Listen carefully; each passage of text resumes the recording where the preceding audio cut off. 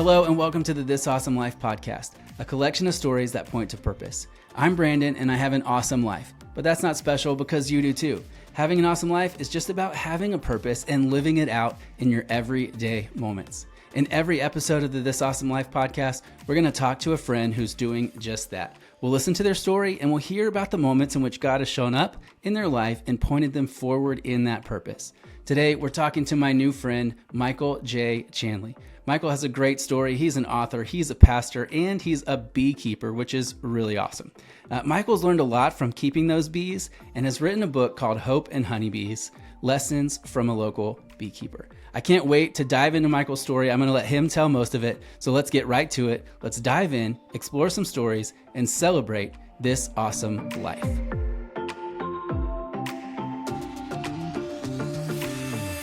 Speaking of stories, did you know that every cup of coffee has a story? That's right, from planting to harvesting to processing all the way to your cup. Coffee has a unique journey that has a lot to teach us about our own journey. And that's why I wrote the book, Magic in the Mug. In this book, we're going to discover the coffee process one step at a time and learn life lessons along the way about what each step has to tell us about our own personal journey in discovering our purpose. If you're looking for a life with purpose, you can discover it here one sip at a time with Magic in the Mug, available now on Amazon or by going to magicinthemug.com. Pick up your copy today.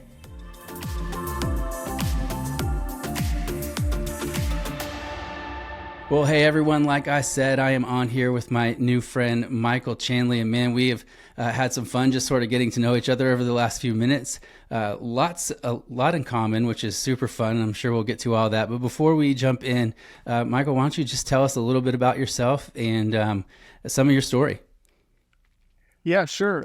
So I tell people I grew up pagan. I was kind of a feral kid. My mom worked third shift. She was a single mom for a lot of my life. And so while she worked third shift and I was kind of on my own, I ran around and got in a lot of trouble. But I joined the Marine Corps when I was a young man and got my life straightened out. And then I got saved in the Marine Corps and almost immediately had a calling to go into ministry. And when I got out of the Marine Corps, I went into ministry full time with a wife and a child. And now we have 3 kids, and we've been married for 28 years. So it's been a long journey, but a good journey. And yeah. That's awesome. That's awesome. I'm not sure what else. I write books and I lead at a small church.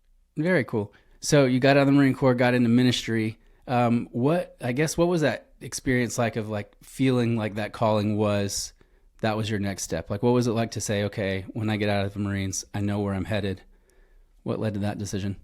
Yeah. Well, so for me, growing up, I'm, being a bit of a juvenile delinquent. When I look back, I was looking for purpose in my life. I was looking for meaning, and that is actually what led me to the Marine Corps. I didn't grow up in a Christian home. I didn't really grow up with a faith understanding. It wasn't until I was 21 years old when I got saved that I actually read the Gospel of John and learned who Jesus was really, not just, Christmas card Jesus, if you will. And so where I was seeking purpose and meaning in my life, when I discovered the truth of the Bible and had this relationship with God, it completely transformed me. And I began to want everyone else to have the same hope that I had and the same joy that I had, the same, purpose and meaning for life that I suddenly discovered. I wanted everyone to know it. And several really good friends who were mentors to me early in my faith, who were discipling me, I didn't even know what that word was at the time. They spoke truth in my life and said, hey, you have this calling. The reason you're feeling this is because, you need to be faithful and you need to tell other people about it. You need to share, use the talents you've been given, the gifts you've been given to share with everyone your enthusiasm and this joy that you have, because it's not everyone that grows up and has bad circumstances that turns around and chooses to make that better for the next generation. Yeah, that's really good. I mean, that's a lot like, I hear a lot of stories like that of just people kind of walking through life and just having this moment of, man, all of a sudden I didn't know this and now I do, and I have to do everything I can to to help other people see that truth. And you kind of said that you didn't grow up with a Christian background and it was in the Marine Corps. I feel like there's a lot of that kind of culture now where, years and years ago, you could assume that most people have heard the story of Jesus or heard some of the, more popular Bible stories, but it seems like the next generation now, a lot of them haven't heard that. And I know that you're leading at a church. Do you see that happening like in your community as well, as where a lot of students are coming up with no understanding of the Bible at all? Yeah, for sure. So a good example, last spring, my daughter was at a Christian school. My youngest just graduated high school, and I got invited to go and to teach at the Christian school's chapel. And it's a large Christian school in our community. And I just shared the truth of the gospel outside of the realm of politics. And I had written a book called Escape the Traps of Christianity, which is based off of the mistakes that Jonah makes. It was an application of Jonah. And what I found out was even the version of Christianity that many of them had learned was a version that was just this politically motivated, like, don't do this, do that. It was maybe the best way to say it. It wasn't a relationship with Jesus. It was a list of to-dos. And so even in people who are growing up in the church, I think a lot of times they're thinking of their faith in terms of, I do this, I don't do that. And so it just becomes like modern day Pharisees, if you will. And then even the other, to your point, there was a large number of people in that school that my daughter told me, they will publicly confess that they're atheist as a result of being a part of this Christian school, because they see Christians living out their lives in these hypocritical ways that they want to be authentic, they want to be real, they want to be true to themselves, and so those are all things that young people talk about nowadays that stem from the cultural revolution of the 60s. Really, it's kind of like the boomers started that whole way of thinking. The Gen Xers kind of embraced it in this rebellious way, and now this new culture of Gen Z and the millennials, they expect people to be authentic, or they call you out for it. They chase you down and cancel you. And so I think that when they see the church not being authentic, not being real, they don't want anything to do with it. And so the ones that are exposed to it are sometimes rejecting it because it is sometimes coming off as fake. And yeah, I hear that. I remember going to Bible college and reading a quote somewhere that said, "Hey, be careful going to Bible college. It will really mess up your faith." And, like there's some of that now, like you said, with the Christian school, like, you see somebody not living out that authentic faith, and it's difficult to reconcile like how this can be true if this is so counter to that. And that was some of my own personal struggle with my faith, was that when I came to Jesus, I was like 5 or 6 years old. And I remember just responding to this altar call situation because I was, told that Jesus would provide me with peace. And then I left the church that day and went home to the same chaotic situation, and was very curious if it either worked. Was there something wrong with me, or was this whole thing not really true? And so I wandered far in my high school and college years because I didn't feel that peace. And then I was searching for purpose in all the wrong places and trying to figure out who I was supposed to be. So I guess, as we talk about purpose, and you mentioned going into the Marines in search of that, what do you think was the difference? You went into the Marines because you thought it was going to provide this, but it maybe it didn't, or did in a different way. And then it was actually ministry that kind of pointed you that way. This is going to sound really macabre and really, really terrible. And I don't mean it to be, but it's just the truth. I went into the Marine Corps thinking that I was going to dive on a grenade or die for my country, and then that was going to be a purposeful meaning to life, that sense of an honorable death that is glamorized in movies and stuff and in history. Kind of like if you've ever seen Troy, that moment where Achilles says to that little boy, who says he's afraid he wouldn't want to stand up against this giant of a man. He's like, well, then no one will ever remember you. Like I thought that was the purpose of life, was to be remembered for some singular heroic act, and thinking like that gave me purpose. It motivated me. I was a good Marine. I was a sergeant when I got out. I picked up sergeant really quick, but it didn't really fill me with hope, if you will. It didn't give me joy. It gave me a purpose and a direction. But at some point you come to grips with the fact that purpose in that direction, embracing that worldly way of living, also means you have to hurt other people. You have to destroy other people. And that's, it's countercultural to the way of Jesus for sure. And at some point when you come to grips with that, you kind of look in the mirror and you realize, well, I'm desiring to be a monster. Like what is it that I want to do with my life? And so whenever I came to my faith, it made me realize, oh, there is a war, very much. There is a war to fight, and there is an opportunity and a necessity sometimes to fall on your sword, if you will, even. But our weapons in terms of fighting that battle are not destruction of others. It is bringing others hope and bringing others peace and bringing others purpose. And I've only found that in Jesus Christ. I've tried other things. That's only been the one thing that's given me direction. Yeah. Does that answer your question? No, it does. It definitely does. And you're not the first person I've heard say that about entering the military for that reason, And so when you said that, I'm like, oh, okay. I've heard that before, like this is my goal, is to just be remembered for somebody who did this great heroic thing. And, it reminds me, or go ahead. I'm sorry. I missed a big part of it. When my son was born, I had orders to go to combat, and having grown up, had a really good relationship with my family. I wanted my son to not repeat the same mistakes I made.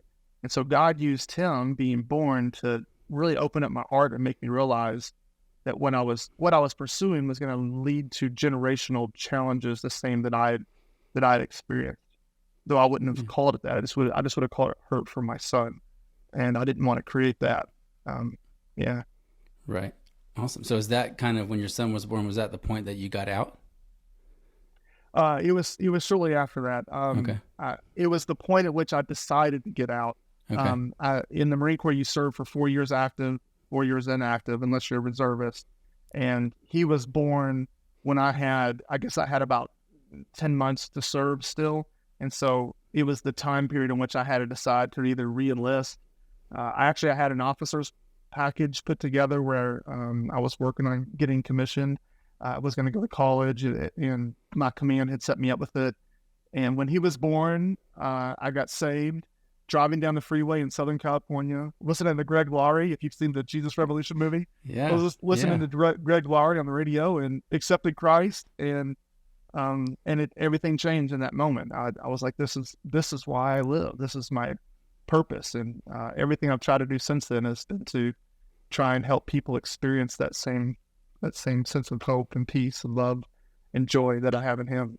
Man, that's so good. So what did that transition look like? Was it, for me, I wanted to go into ministry, and it did not happen for a while. It was a very hard, very difficult journey. But then you find some people that are, accidentally find themselves in the ministry and stuff like that. So what did your transition look like, and how did you move forward?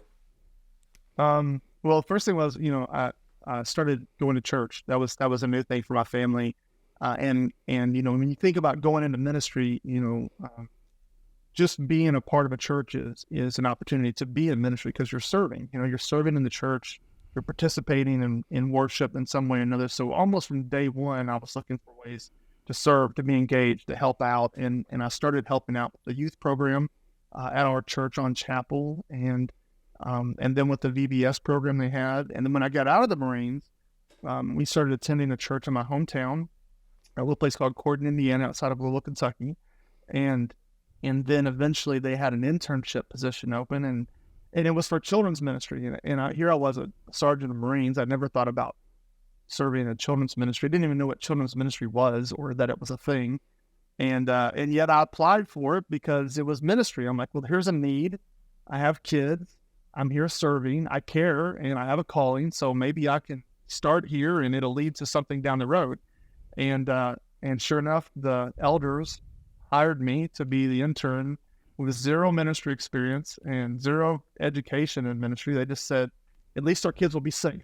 and so I got eventually ordained in the ministry, and just kind of stayed the course, doing different things. I've done everything from missions work to local church ministry, different areas, different positions, family ministry, children's ministry, next gen stuff. And so, yeah, I guess it was a slow grow, if you will. It started out as a passion, a desire to serve, a willingness to serve. It led to an internship and a part-time thing.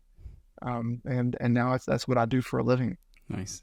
That's so funny. I started out like serving on the worship team in the youth ministry, ended up leading that team, then ended up leading the youth program, internship, part-time job. And then that's how I finally got into full-time vocational ministry. I came from a construction background versus, the Marines, but they would have been like, wow, our kids aren't even going to be safe if we hire you. But no, that's funny.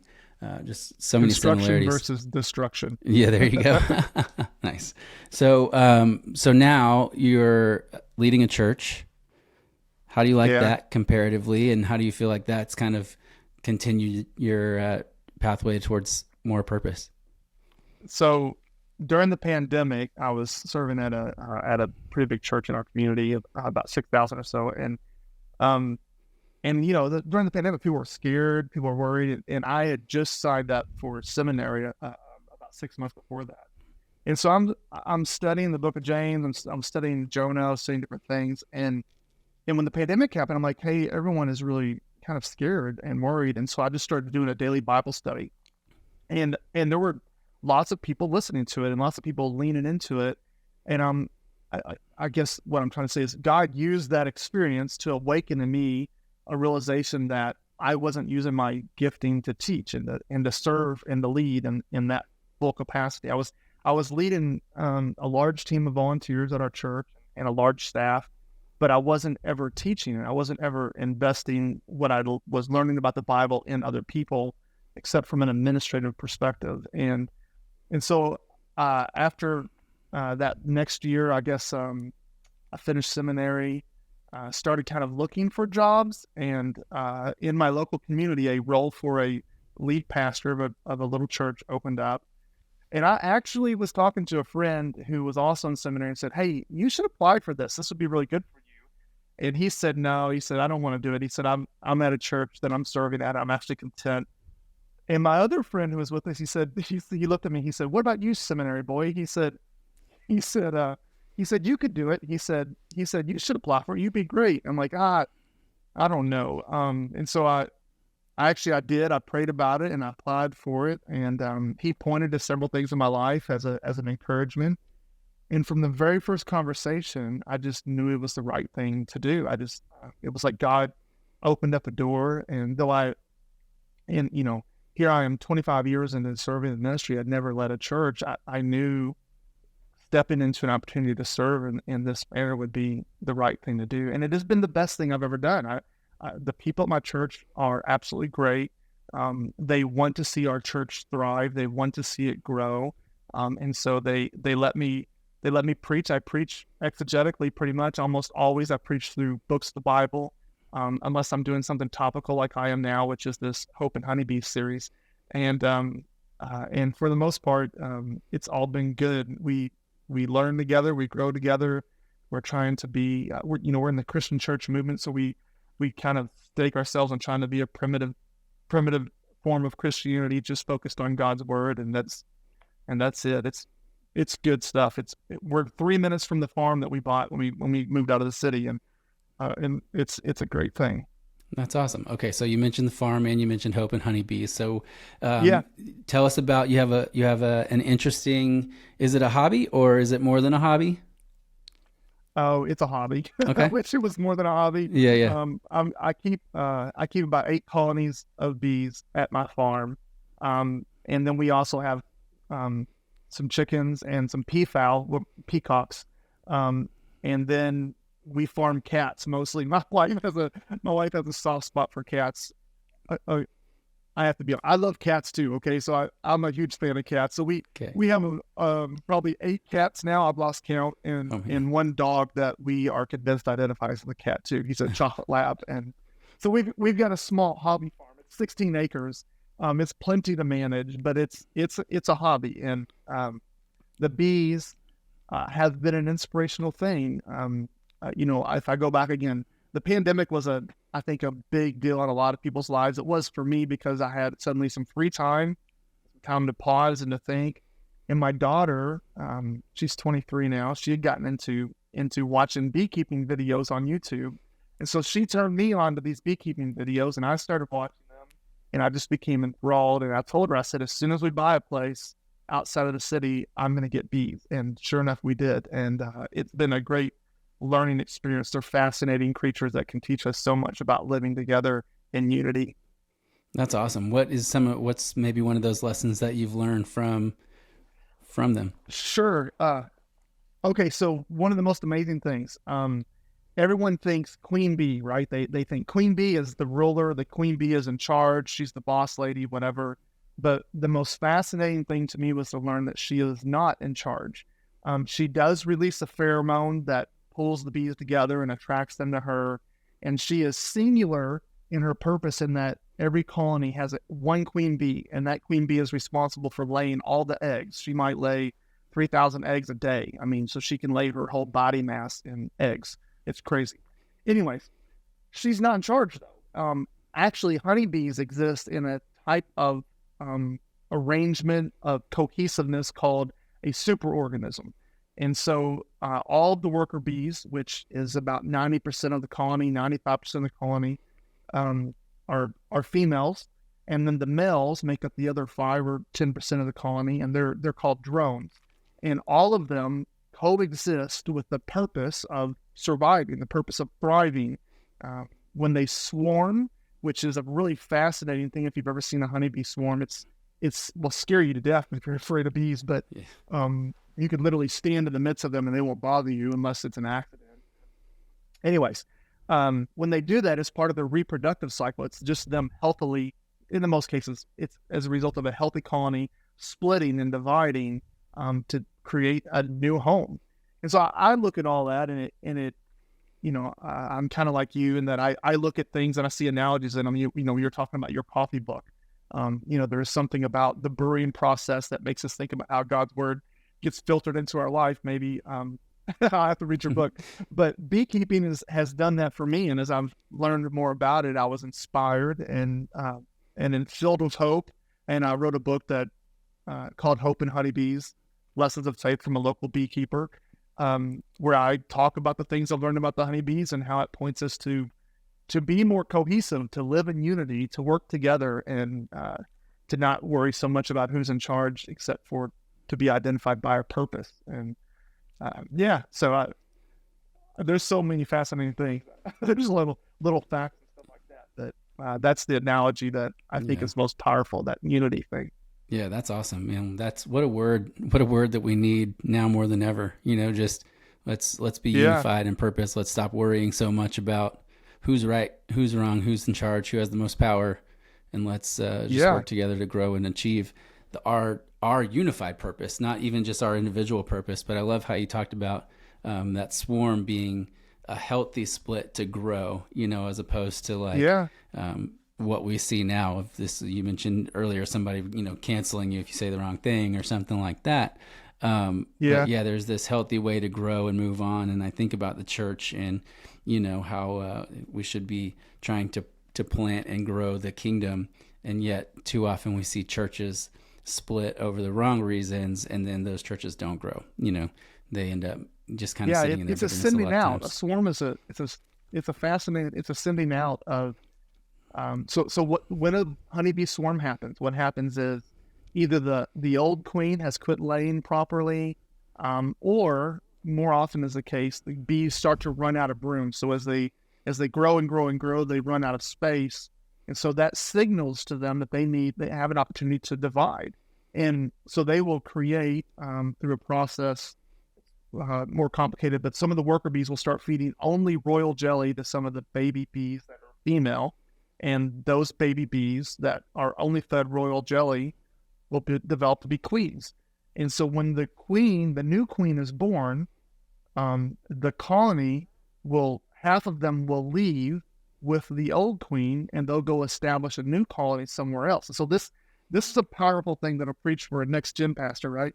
So the old queen leaves with all the loyalists, and the existing colony where all the work has been done, where all the honey is stored, where all the babies are, the existing colony stays for the next generation, and the next generation then has a healthy home to begin with, while the old generation goes and does something new.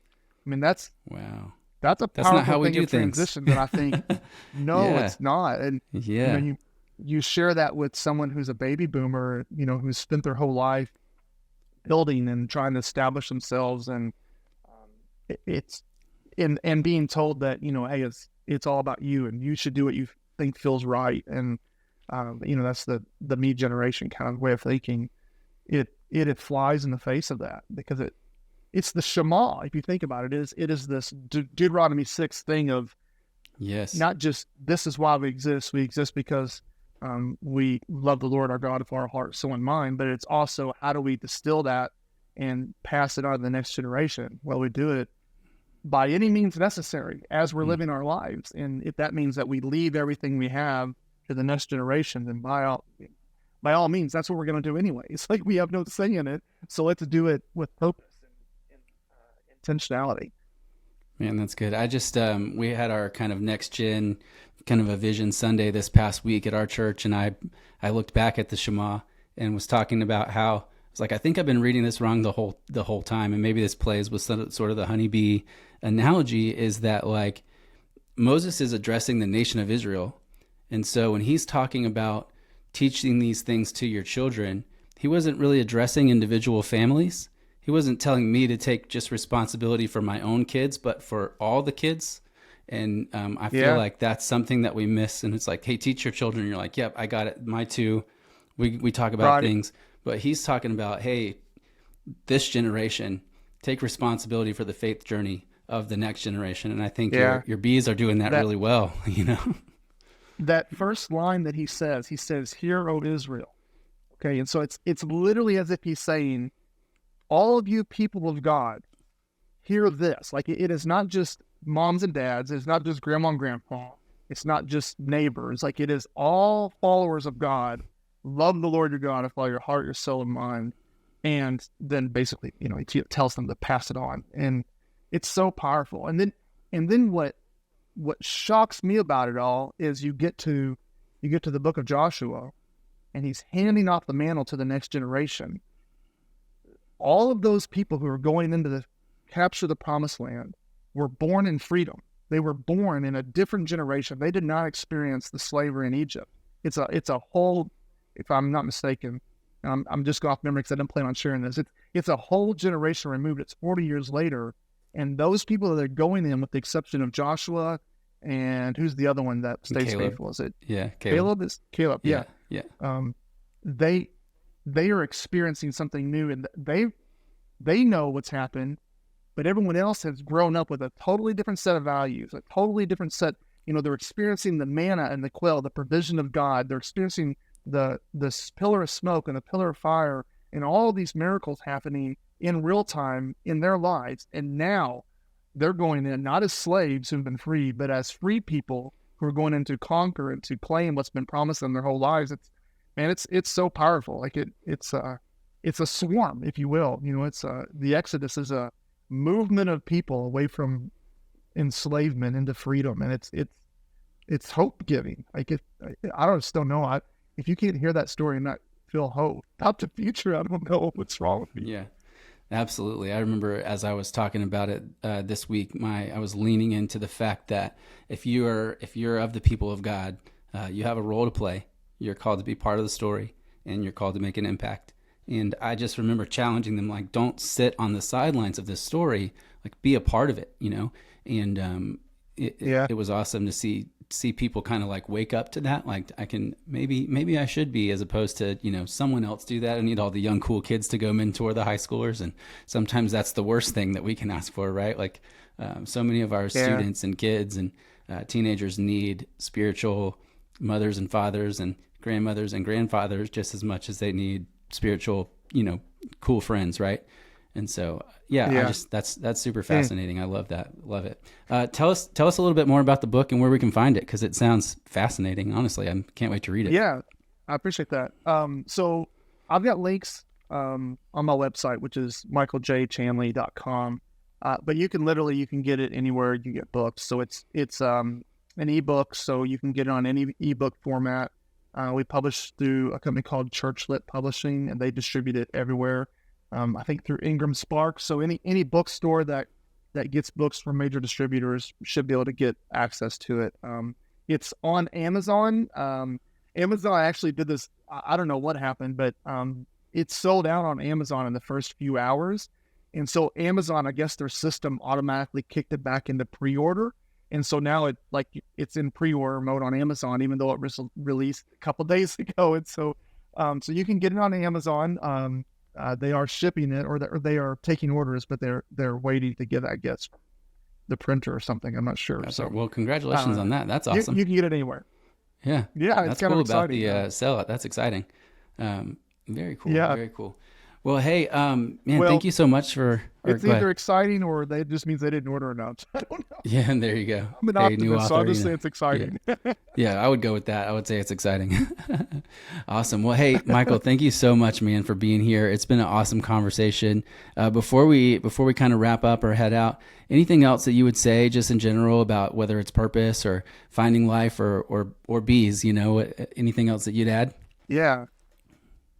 I mean, there's so much. I think in learning to keep bees, I spent so much time studying and trying to create a healthy habitat that was safe for the honeybees, that would give them an opportunity to thrive.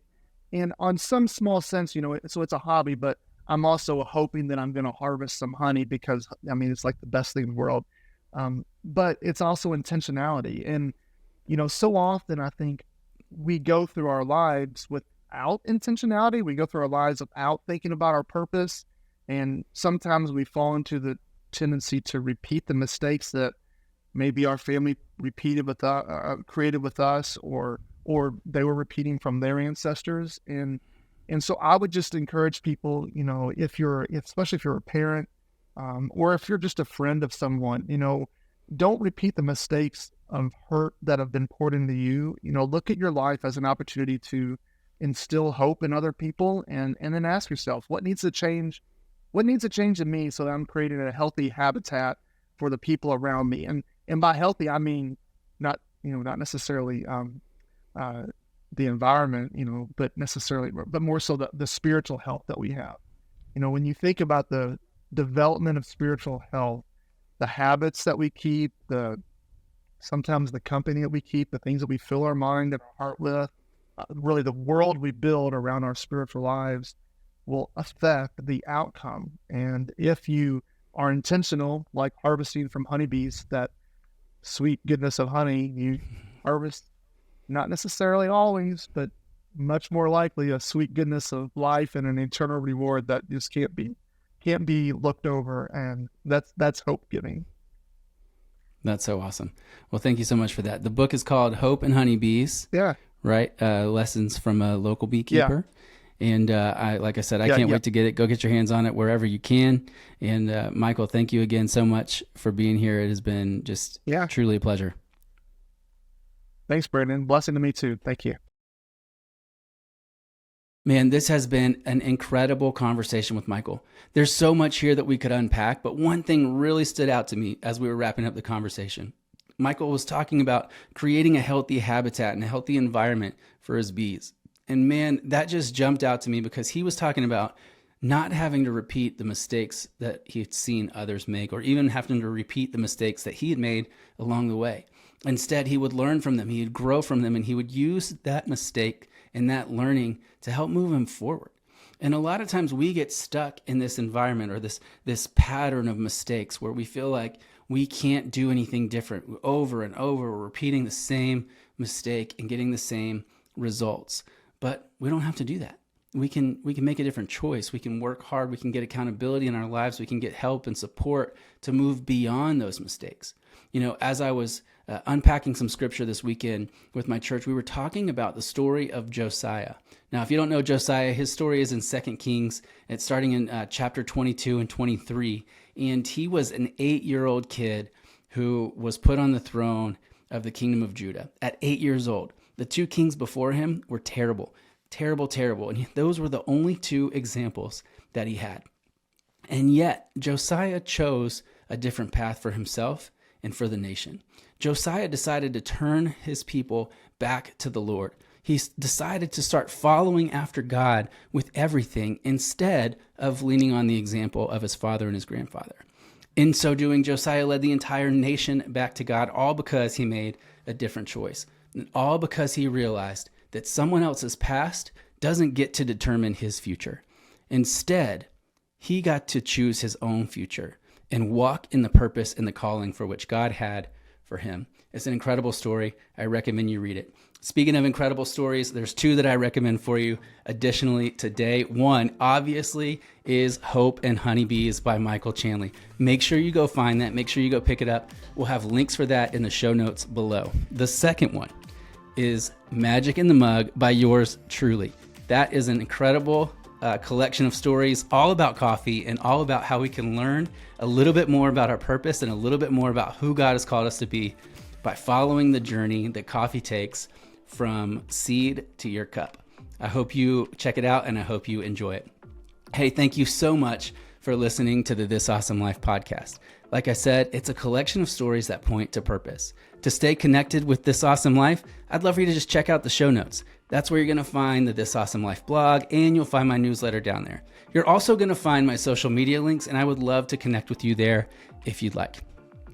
Additionally, you're going to be able to connect with Michael in all of the different ways. His website's down there, his social media, and again, like I said, his book is there, and I highly encourage you to check it out, especially if you're wrestling with something like purpose or trying to find hope in everyday situations. If you love This Awesome Life, would you just take a quick minute and leave us a 5-star review? That really helps us get in front of other people and helps connect people to this resource that hopefully will help them connect to purpose. Don't forget to like and follow this podcast so you never miss an episode. Once again, thanks for listening, and we'll see you next time on This Awesome Life.